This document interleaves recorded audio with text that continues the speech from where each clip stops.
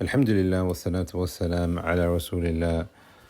Amma ba'd. The question is asking about the authenticity of this hadith. The Messenger of Allah said, people with the worst punishment, Yawm al-Qiyamah, and from them is a woman who disobeyed her husband. Now, this has been reported in Tirmidhi on the authority of Amr ibn al-Harith, who is the brother-in-law of the Messenger of Allah. His sister was Juwayriyah. And in this hadith, the Messenger of Allah said, أَشَدُّ النَّاسَ عَذَابًا يَوْمَ الْقِيَامَةِ أَشَدُّ النَّاسَ عَذَابًا يَوْمَ الْقِيَامَةِ إِثْنَانِ. The worst form of punishment, Yawm al-Qiyamah, are two types of people. Now, there are other narrations which mention other categories of people.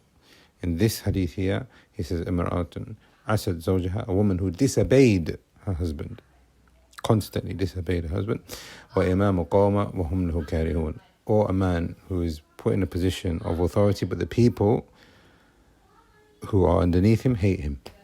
They dislike him. They find him as being a person who is not fulfilling his rights.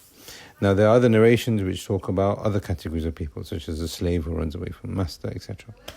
Now, what is the meaning of this hadith? The ulama have explained that a woman who is not giving her rights to her husband, and from this is that she is disobeying him. From this, she is not getting along with him.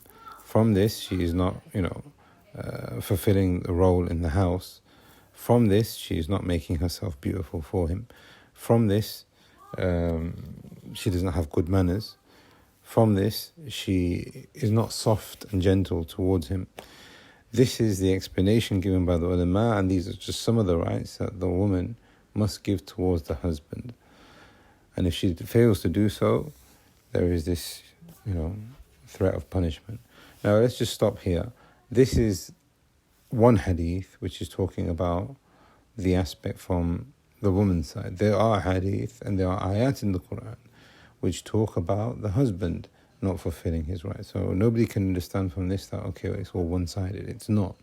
There are hadith and there are ayat which talk about a threat of punishment for the husband who doesn't fulfill his role. And the second part of this hadith here is a man who has been appointed as a person in charge. That could be a ruler, that could be imam at masjid, that could be even just a person who is leading the prayers. But he has fisk, he has sins, or he has jahl, or he is not upright in his religion. So the people dislike him as account of that. Not because people dislike him just for the sake of the dunya or whatever it might be. As long as that person is fulfilling his role Islamically, then that person is not included in this hadith. But if he is appointed in charge of the Muslims and he is not fulfilling his role correctly, then that scenario, he will be included in the punishment that is threatened here in this hadith. We ask Allah subhanahu wa ta'ala that He grants us all tawfiq and success and the best understanding of His religion. Allahu a'lam. Sallallahu ala nabiyyina.